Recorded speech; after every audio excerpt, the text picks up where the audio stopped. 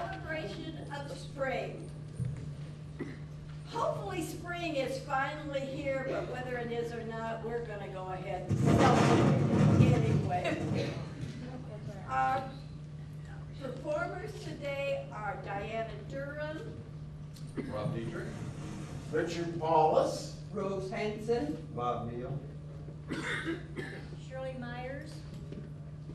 And then the dance team is Joyce Murphy, Dottie Frank, Jade Jansen, Shirley Devora, Trish Judson. Our first song today is on the 12th day of springtime.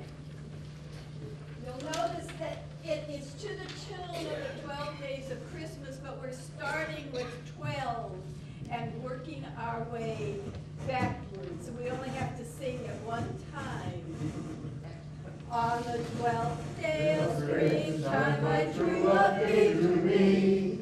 12 lucky shamrocks, 11 umbrellas for showers, 10 seeds for planting, 9 tulips blooming, 8 bunnies hopping, 7 birds a nesting, 6 kites a flying, 5 little fools, 4 newborn chicks, 3 daffodils, 2 Easter bonnets, and a robin that's singing to me.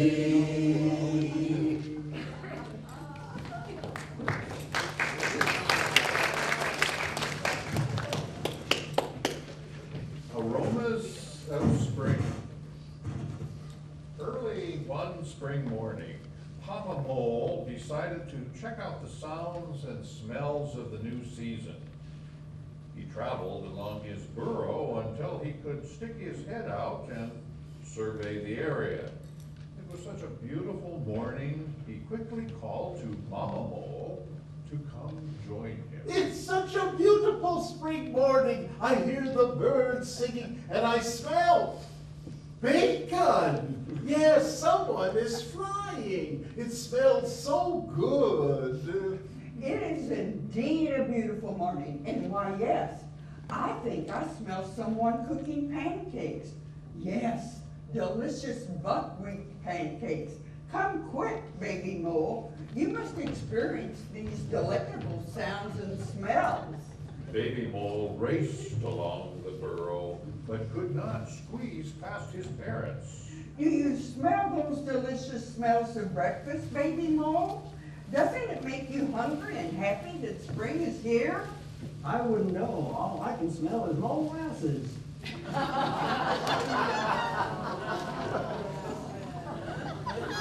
We've heard about the singing robin, and now the dance team will perform to the song Rockin' Robin.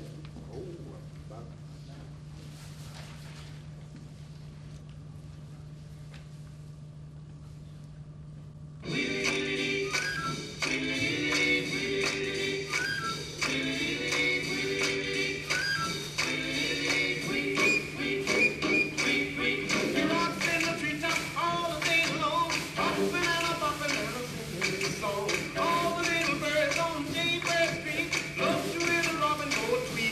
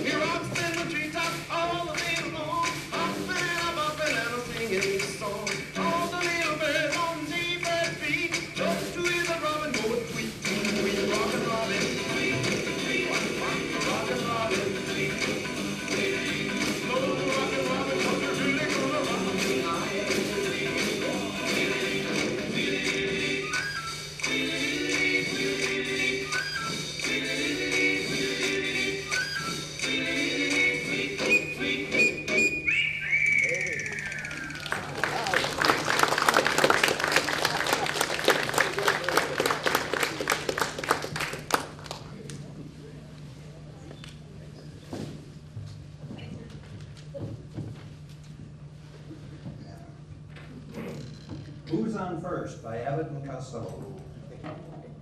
Well, Costello, I'm going to New York with you. You know, Bucky Harris, the Yankees manager, gave me a job as coach for as long as you're on the team.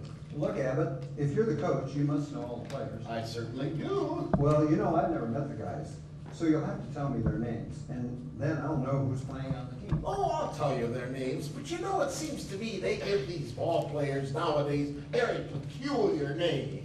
Strange names? You mean funny names? Yeah, strange names, pet names like Dizzy And his Dean, brother Daffy. Daffy Dean, And their French cousin, French. Gouffet. Oh, Buffet Dean. Well, let's see. We have on the bags who's on first, what's on second, I don't know who's on third. That's what I want to find out. I say, who's on first, what's on second, I don't know who's on third. Are you the manager? Yes, And you're gonna be the coach too? yes. And you don't know the fellas' names? Well, I should. Well, then who's on first? Yes. I mean the fellow's name. Who? The guy on first. Who? The first baseman. Who? The guy playing. No, who is on first? I'm asking you who's on first. That's the man's name. That's whose name? Yes, Well, go ahead and tell me. that's it. That's who? Yes, Look, you got a first baseman? certainly. Who's playing first? That's right. When you pay off the first baseman every month, who gets the money? Every dollar of it. All I'm trying to find out is the fellow's name on first base. Who? The guy that gets, That's it. who gets the money? He does, every dollar. Sometimes his wife comes down and gets the check. Whose wife? Yes. What's wrong with that? Look, all I want to know is when you sign up the first baseman, how does he sign his name? Who? The guy. Who? How does he sign? That's how he signs. Who? Yes. All I'm trying to find out is, what's the guy's name on first base? No, what is on second base? I'm not asking you who's on second. Who's on first? One base at a time. Well, don't change the players around. I'm not changing anybody. Take it easy, buddy. I'm only asking you, who's the guy on first base? That's right. Okay. All right. What's the guy's name on first base? No, what is on second? I'm not asking you who's on second. Who's on first? I don't know. He's on third. Well, we're not talking about him. How did I get to third base? Ah, you mentioned his name. If I mentioned the third baseman's name, who did I say was playing third? No, who's playing first? What's on first? No, what's on second? I don't know. He's on third. There I go back to third again. Would you just stay on third base and don't go off it? All right, what do you want to know? Now, who's playing third base? Why do you insist on putting who on third base? What am I putting on third? No, what is on second? You know what on second? Who is on first? I don't know. Third base. Look, you got an outfield? Sure. The left fielder's name. Why? That's what I'd ask you. Well, I just thought I'd tell you. Then tell me who's playing left field. Who's playing first? I'm not, stay out of the infield. I want to know what's the guy's name in left field. No, what is on second? I'm not asking you who's on second. Who's on first? I don't know. Third base. Third base. The left fielder's name. Why? Because, Oh, he's center field. look, you got a pitcher on this team? Sure. The pitcher's name? Tomorrow. You don't want to tell me today? Tomorrow.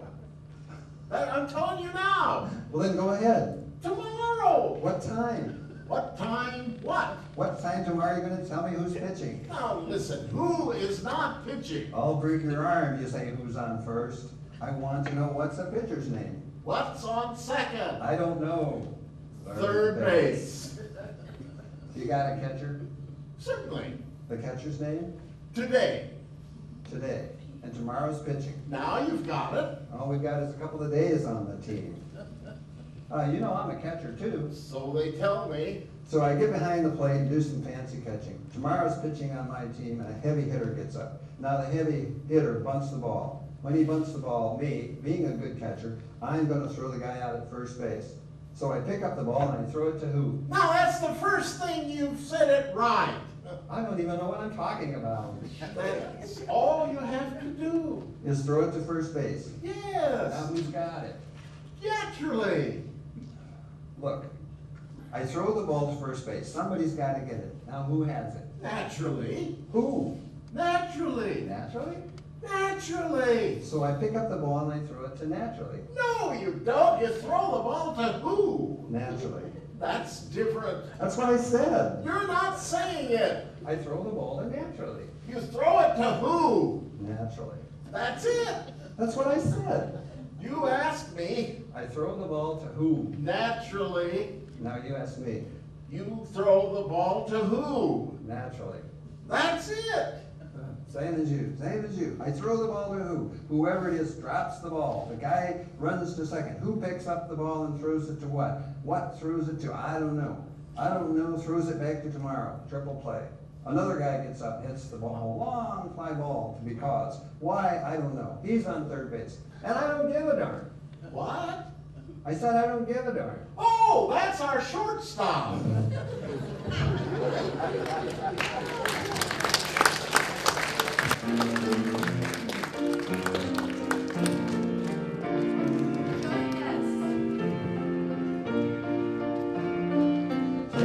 Me out to the ball game, take me out to the crowd. Buy me some peanuts and cracker jacks.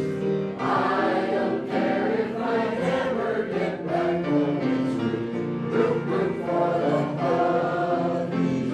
If they don't win, it's a shame. For it's 1, 2, 3 strikes, you're out and the old ball game.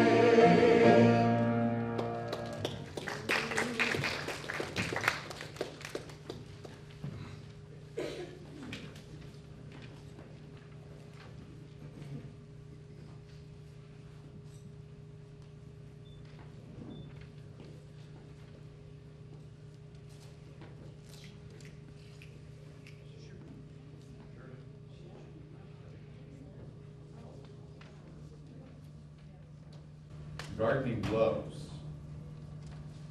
This is the April feature from the 1997 edition of the Old Farmer's Almanac. It is a comment by Patty Mott. It was the spring ritual for my dad to check his garden tools and equipment each April. Dad was usually the first one in the neighborhood to get out into the yard and start his garden work. This piece could have been written by my dad. I can hear him speaking now. New work gloves this spring. The old ones have utterly had the course. With me, a pair of heavy leather gloves is good for 3 years. Decline is evident after about year 1. First to go is either the 4 or the second finger of the right hand, where a hole appears and grows. The right thumb wears through, then the left. The curved seams that join the right seam to the palm splits. Finally, in no particular order, the other fingers on both hands give out, either at the stitching or through the leather. By the end of year 3, the condition of the gloves is such that wearing them would be a hindrance to my playing the flute, if I could play the flute. The life of a pair of work gloves gives us a version of our own mortality in miniature. Only the other day, it seems, they gleamed on the shelf at the hardware store, bright, supple, the color of a fox, their new leather strong and richly napped. In their youth, they owned a pleasant utilitarian smell like the interior of a classic roadster. Now, their smell is less welcome, a matter of sweat, oil, and dirt. Their look is the same. Their color is that of a roadkill woodchuck in the rain. They're stiff, greasy, bald, gapped, and busted. Remove the worn-out gloves, hold the curl of the hand clenched in rigor mortis. Work hard all your life, and what do you get? It seems a pity to throw them out. It seems ungrateful, like shooting the hired man. There needs to be an old soldier's home for used work gloves, a sunny place where they can sit on the porch all day and chew tobacco and beat their gums. A cowhide Valhalla. Once the gardens are planted, we need rain to make them grow. The dance team will now perform Singing in the Rain.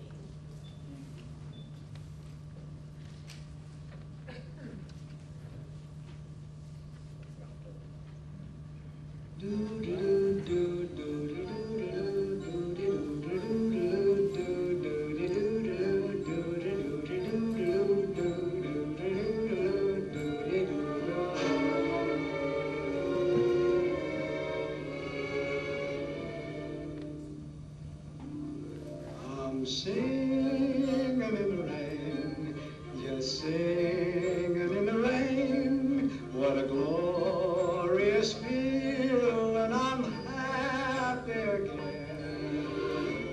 I'm laughing at clouds so dark up above, and the sun's in my heart, and I'm ready for love.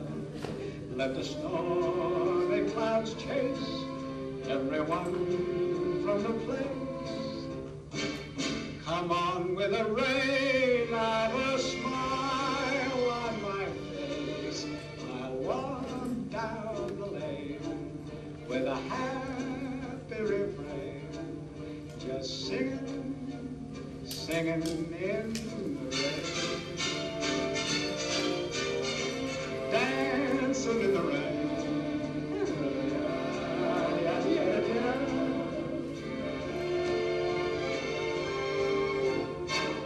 I'm happy again.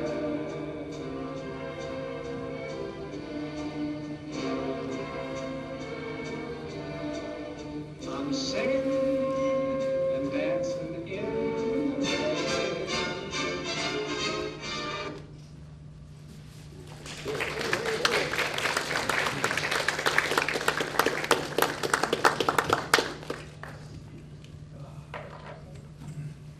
Golfing. Father Norton woke up on an exceptionally beautiful and sunny early spring Sunday morning and decided he just had to play golf. So he told the associate pastor that he was feeling sick and convinced him to say mass for him. After the pastor left the room, he headed out of town to a golf course about 40 miles away. Setting up on the first tee, he was all alone, except for the Lord and St. Peter looking on from heaven above, when St. Peter said, You're not going to let him get away with this, are you? the Lord sighed. No, I guess not. Just then, Father Norton hit the ball and it shot toward the pin. Dropping just short of it, rolled up and fell into the hole. It was a 420-yard hole-in-one. St. Peter was astonished. Why did you let him do that? Who's he going to tell?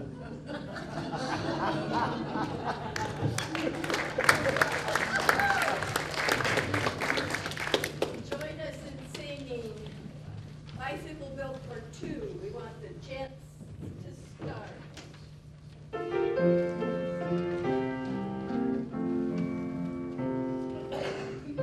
Daisy, Daisy, give me your answer true.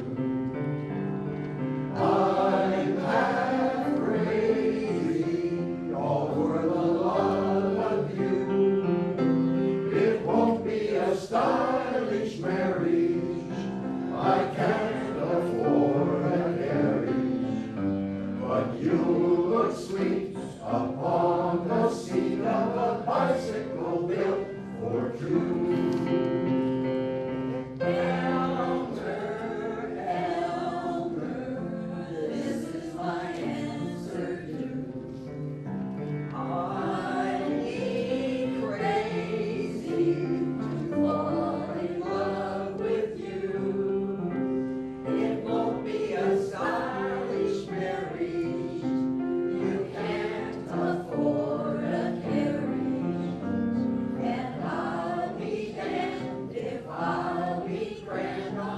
bicycle built for two.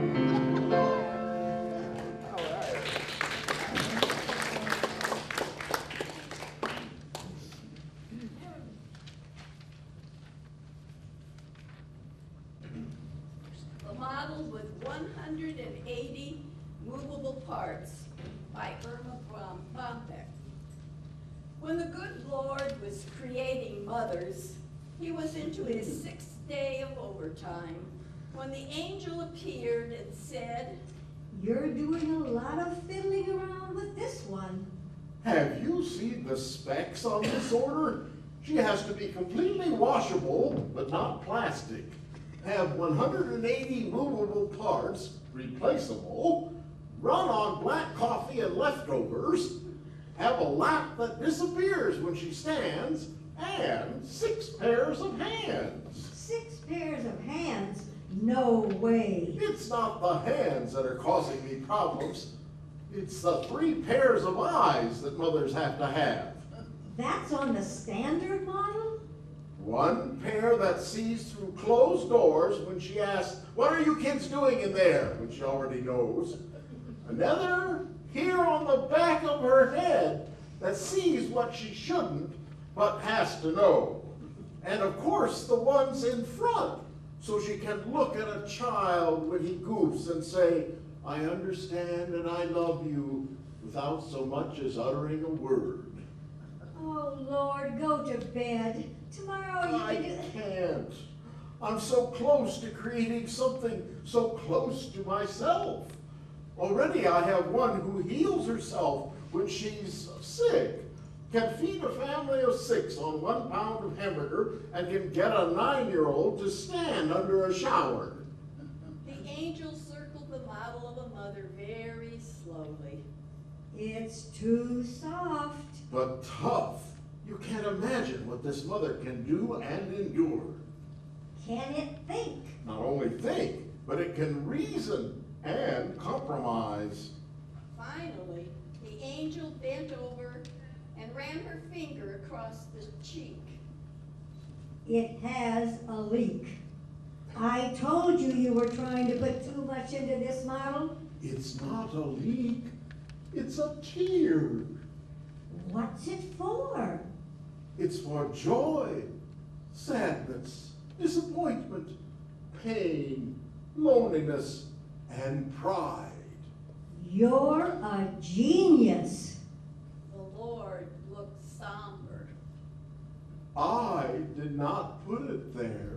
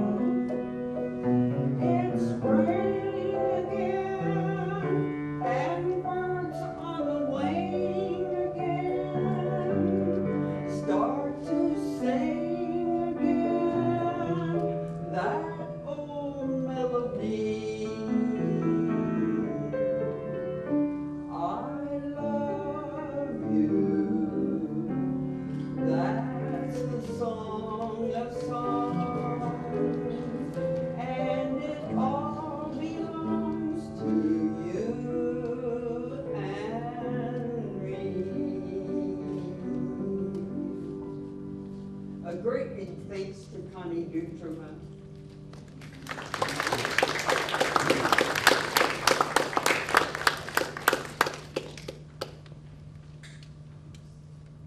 The mom test. A mother and her 4-year-old daughter were out walking when she picked up something something off the ground and started to put it in her mouth. The mother took the item away from her and asked her not to do that. Why? Because it's been laying outside. You don't know where it's been, and it probably has germs. Wow! How do you know all that stuff? Oh, all moms know this stuff. It's on the mommy test. You have to know it, or they don't let you be a mommy. They walked along in silence for 2 or 3 minutes, but she was evidently pondering this new information. Oh, I get it. So if you can't pass the test, then you have to be the daddy. As they walked on, the mother wore a big smile on her face and joy in her heart.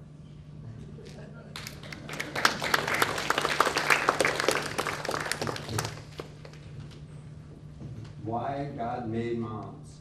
All these answers were given by second grade children. Why did God make mothers?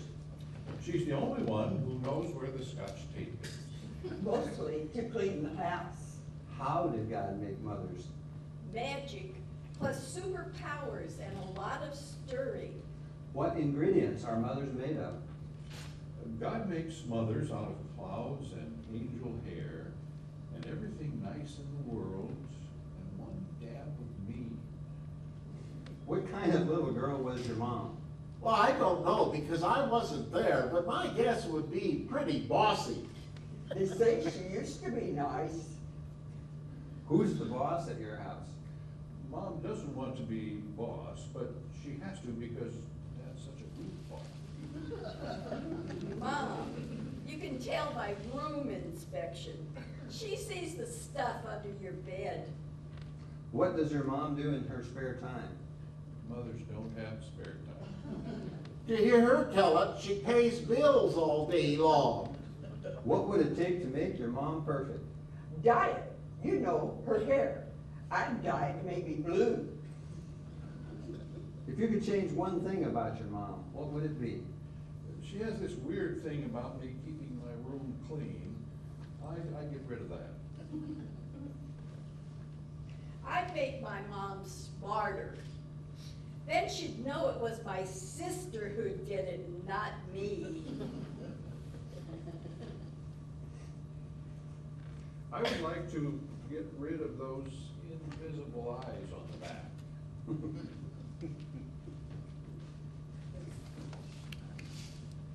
All join us, please, to sing.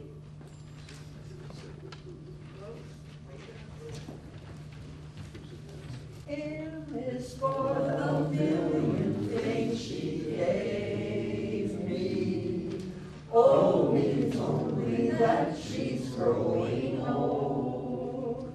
T is for the tears she shed to save me. H is for her heart of purest gold. E is for her eyes with love light shining.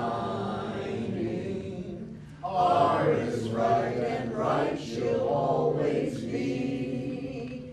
Put them all together, they spell mother, a word that means the world to me.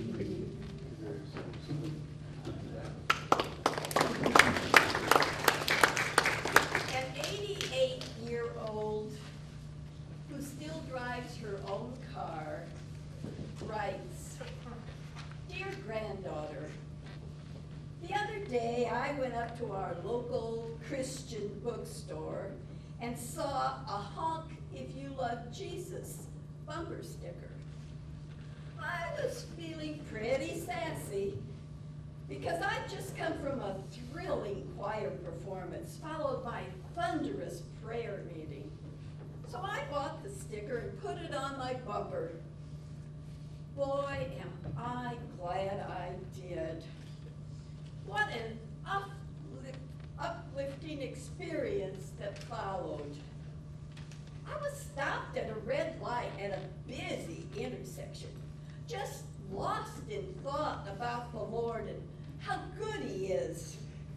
And I didn't notice that the light had changed. It's a good thing someone loves Jesus, because if he hadn't honked, I'd never have noticed. I found that lots of people love Jesus. While I was sitting there, the guy behind me started honking like crazy. And then he leaned out of his window and screamed, "For the love of God, go, go, go! Jesus Christ, go!" What an exuberant cheerleader he was for Jesus. Everyone started honking. I just leaned out my window and started waving and smiling at all those loving people. I even honked my horn a few times to share in the love. There must have been a man from Florida back there, because I heard him yelling something about a sunny beach. I saw another guy waving in a funny way with only his middle finger stuck up in the air. I asked my young teenage grandson in the back seat what that meant. He said it was probably a Hawaiian good luck sign or something. Well, I'd never met anyone from Hawaii, so I leaned out the window and I gave him the good luck sign right back. My grandson burst out laughing. Why, even he was enjoying this religious experience. A couple of people were so caught up in the joy of the moment that they got out of their cars and started walking towards me. I bet they wanted to pray or ask what church I attended. But this is when I noticed the light had changed. So grinning, I waved at all my brothers and sisters and drove on through the intersection. I noticed that I was the only car that got through the intersection before the light changed again. And I felt sad that I had to leave them all after all the love we had shared. So I slowed the car down, leaned out the window, and gave them all the Hawaiian good luck sign one last time as I drove away. Praise the Lord for such wonderful folks. We'll write again soon. Love, Grandma.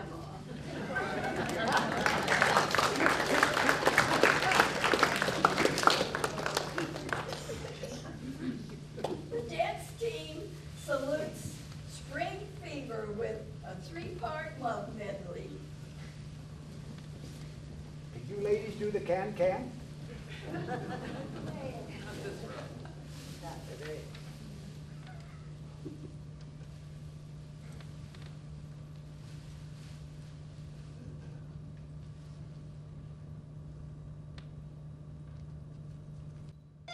You broke my heart, 'cause I couldn't dance.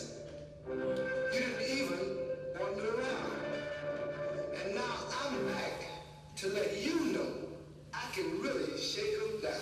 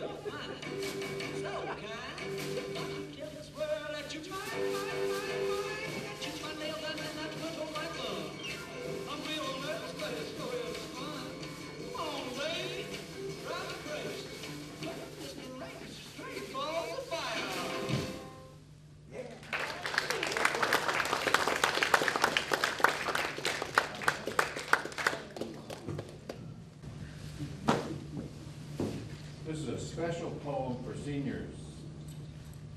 A row of bottles on my shelf caused me to analyze myself. One yellow pill I have to pop goes to my heart so it won't stop. A little white one that I take goes to my hands so they won't shake. The blue ones I use a lot tell me I'm happy when I'm not. The purple pill goes to my brain and tells me not to wheeze or cough or choke or even sneeze. The red ones, smallest of them all, go to my blood so I won't fall. The orange ones, very big and bright, prevent my leg cramps in the night. Such an array of brilliant pills helping to cure all kinds of ills. But what I'd really like to know is what to tell each one where to go.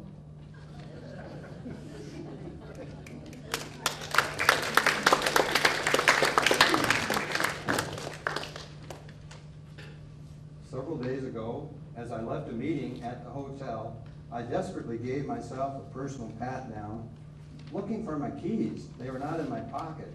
A quick search of the meeting room revealed nothing. Suddenly, I realized I must have left them in the car. Frantically, I headed for the parking lot. My wife had scolded me many times for leaving the keys in the ignition. My theory is the ignition is the best place not to lose them. Her theory is the car will be stolen. As I burst through the door, I came to a terrifying conclusion. Her theory was right. The parking lot was empty. I immediately called the police, gave them my location, confessed I had left my keys in the car and that it had been stolen. Then I made the most difficult call of all. Honey, I stammered. I always call her honey in times like this. I left the keys in the car and it's been stolen. There was a silence. I thought the call had been dropped. But then I heard, Idiot! I dropped you off! well, come and get me. I will, as soon as I can convince this policeman I have not stolen your car.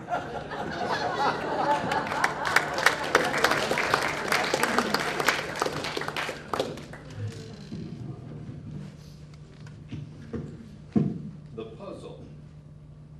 A little silver-haired lady calls her neighbor and says, Please come over and help me. I have a killer jigsaw puzzle and I can't figure out how to get it started. What's it supposed to be when it's finished? According to the picture on the box, it's a rooster. He decides to go over and help her with the puzzle. She lets him in and shows him where she has the puzzle spread all over the table. He studies the pieces for a moment, then looks at the box and turns to her. First of all, no matter what we do, we're not going to be able to assemble these pieces into anything resembling a rooster. Secondly, I want you to relax. Let's have a nice cup of tea, and then we'll put all the cornflakes back in the box.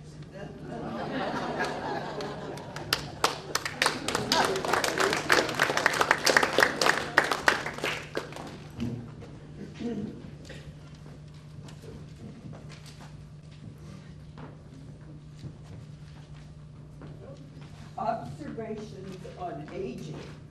Eventually, you will reach a point when you stop lying about your age and start bragging about it.